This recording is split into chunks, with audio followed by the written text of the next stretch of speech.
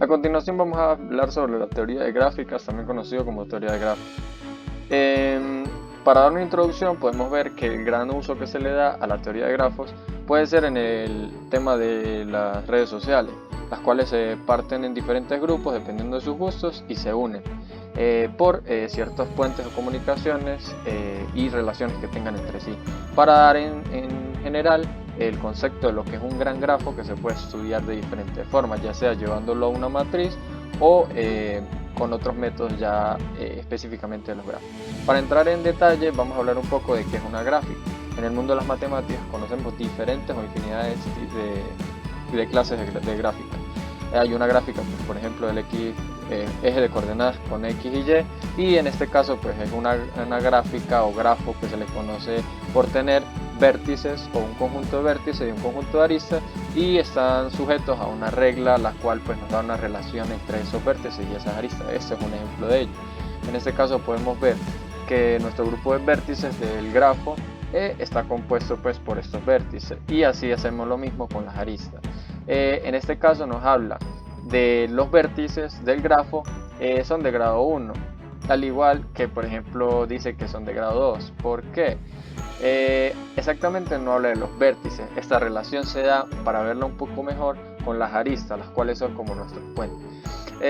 Como podemos ver, por ejemplo, la arista 8 solo se comunica con el vértice C, por eso es de grado 1.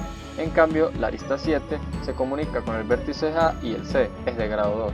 Como podemos ver, no existe o no puede existir una arista que tenga más de 2 grados.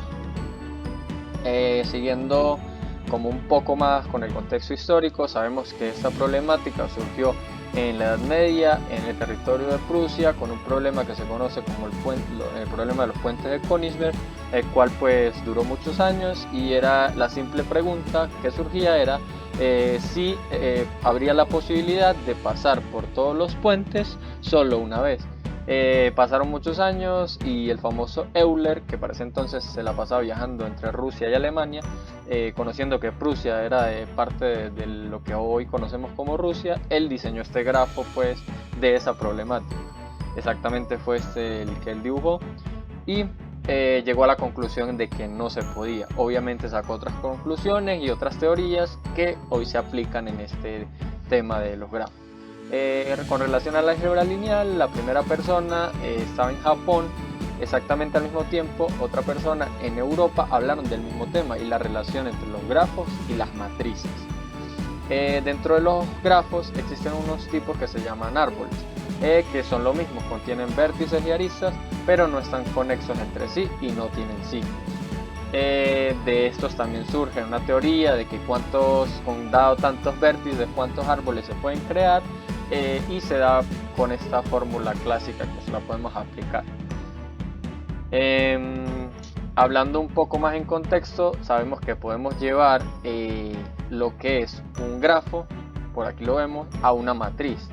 Y como también podemos trabajar los grafos haciendo diferentes tipos de operaciones, como lo podemos ver, en este caso pues es la diferencia simétrica de estos dos grafos. ¿Cuál es la diferencia simétrica de estos grafos? Nos da igual al que vemos a la derecha. Esta es una operación. También se puede hacer de forma matricial, por así decirlo, que es llevar cada grafo a su, digamos, a su forma de matriz. Por ejemplo, en este caso tenemos el grafo A, B, lo llevamos a forma de matrices, le hacemos la diferencia simétrica y como podemos ver, nos da exactamente el grafo que tenemos al lado derecho. Como podemos ver, es un ejemplo de cómo podemos, además de usar directamente los grafos, llevarlo a una forma más numérica para poderlo trabajar y así entenderlo un poco más. Como sabemos, o cómo se lleva de un grafo a una matriz, es muy sencillo. Hay dos formas. Hay una matriz que se llama matriz de adyacencia y otra matriz que es la matriz de incidencia. En este caso vamos a usar la matriz de incidencia porque tiene en relación tanto a los vértices como a las aristas. En este caso la matriz nos va a dar dependiendo de los vértices y las aristas nos va a dar digamos el tamaño. En este caso pues como tiene 5 vértices y 8 aristas nos queda de 5 por 8. Colocamos la matriz, la armamos por así decirlo vacía y ya empezamos a ver la relación que existe. Entonces por ejemplo el vértice 1, que es este que está aquí, ¿Tiene relación con la arista A? Sí, como tiene relación se coloca un 1. Con el B, sí, tiene relación, va un 1. Con el C no tiene relación porque podemos ver que el C está aquí, entonces un 0. Y así sucesivamente se hace hasta que llegamos a nuestra matriz. Estas matrices son muy peculiares porque lo mismo que está desde nuestra diagonal principal está por debajo y por arriba. Aquí está prácticamente nuestra matriz armada, o sea, porque aquí lo que hicimos fue como hacerlo en tabla y aquí realmente una matriz, y ya de ahí surge pues el problema como tal, que prácticamente la parte que me toca a mí es explicar el tema de matrices, y es lo mismo que hicimos aquí. Aquí está nuestro mapa, lo llevamos a un grafo, y del grafo lo que hicimos fue pasarlo a las diferentes matrices, que como podemos ver hicimos una matriz cuadrada, la cual como podemos ver se toma este otro tipo de matriz que es la de adyacencia y solo se toman los vértices. En este caso pues tenemos 8 vértices y va a quedar de forma cuadrada, 8 por 8, y esta es la relación. Si podemos trazar, vemos que nuestra diagonal es de ceros, obviamente nuestro determinante va a ser 0 por esa diagonal, y obviamente es lo mismo que les comenté arriba, lo que está por arriba de la diagonal es igual a lo que está por debajo. Hacemos la matriz de incidencia, que como les comenté anteriormente pues era simplemente tomar la matriz o las aristas y los vértices y hallarlos. Ya lo demás se lo explicará más en detalle mi compañero Santiago. El planteamiento del problema es el siguiente. Tenemos un mapa con 5 puntos de control estratégicos. En este mapa establecimos que una empresa de mensajería de transporte necesita realizar unas entregas de estos paquetes y requiere saber cuánto consume sus vehículos. Tenemos en este caso 3 tipos de vehículos de combustión tipo diésel con una autonomía de 12.5, 10.8 y 13.4 kilómetros por galón respectivamente. También tenemos que a la fecha consultada el galón del combustible cuesta 8.526 pesos y la capacidad de todos los camiones es de 14.5 galones, ¿cierto? Entonces aquí en esta ruta trazada que tenemos es en punto de inicio Sabaneta, Santa Elena, Manrique, Bello, San Javier, Envigado, Itagüí, La Estrella, y nuevamente llega al punto de origen. Tenemos el consumo ya calculado que realizó cada uno de los camiones con la ruta recorrida, ¿sí? Ahora, ¿cómo llegamos a la conclusión de estos gastos? Aquí en el siguiente grafo hemos calculado lo que son las distancias entre un punto y otro, ¿cierto? Ahora, teniendo en cuenta estos valores, conocemos que el tramo entre San Javier a Bello son 15.1 kilómetros, de San Javier a Manrique 8.4, y así sucesivamente con el resto de los cálculos. Estos datos se obtienen por medio de un cálculo GPS o también se pueden obtener por medio de la plataforma de Google Maps.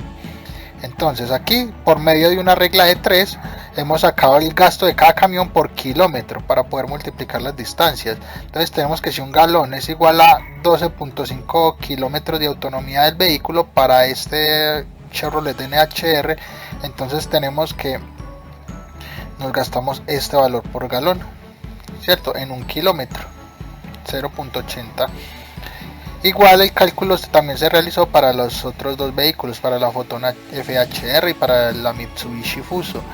En la regla de 3 aplicada tenemos que por cada kilómetro recorrido nos gastamos 682.08 pesos, aquí 789.4 pesos y son 6.36 pesos respectivamente. Entonces también hemos creado una tabla con los valores de los gastos de cada camión en cada uno de los recorridos. Es de aclarar que estos valores que están acá son los que están en esta parte izquierda para no confundir la tabla. Vamos a hablar ahora de la aplicabilidad en nuestro día a día. Los grafos los podemos aplicar en muchas áreas. Algunas de estas son en las rutas de buses, ya que los buses deben de seguir un lineamiento territorial para poder llegar a su destino o estaciones. Por eso Aquí, como nos lo muestra el ejemplo, podemos identificar que existen 4 estaciones. ¿Qué pasa? Que el bus necesita llegar a cada una de estas estaciones para poder llegar a su destino final. El bus no puede pasar del punto A al punto D de una vez sin haber pasado por el punto B y el punto C. Para eso existe este lineamiento territorial. También podemos aplicarlo para la conexión entre territorios, como lo muestra la gráfica, ya que lo podemos utilizar para disminuir el tiempo de recorrido de los vehículos. Vamos a mostrar un ejemplo.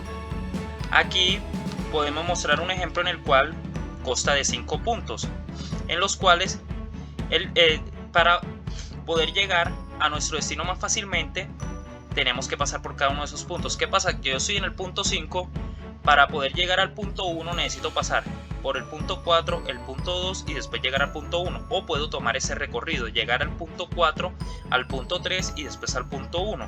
Si quiero del punto 4 pasar al punto 1, y de la misma manera puedo llegar al punto 2 y al punto 1.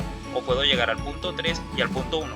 No puedo pasar del punto 4 al punto 1 debido a nuestro lineamiento, como lo habíamos hablado anteriormente. Otra forma también de utilizar los grafos en nuestro día a día es la conexión de usuarios en las redes sociales. Acá tenemos un ejemplo muy claro. Una persona tiene, como en este ejemplo nos muestra Alex, Juan, Miguel y María. Alex tiene 2 amigos, Juan tiene 3 amigos, Miguel tiene 3 amigos y María tiene solo un amigo. Estos amigos tienen a su vez otros amigos. Entonces, mediante esta red podemos unificarlos y podemos conectarnos en la misma red entre todos los amigos.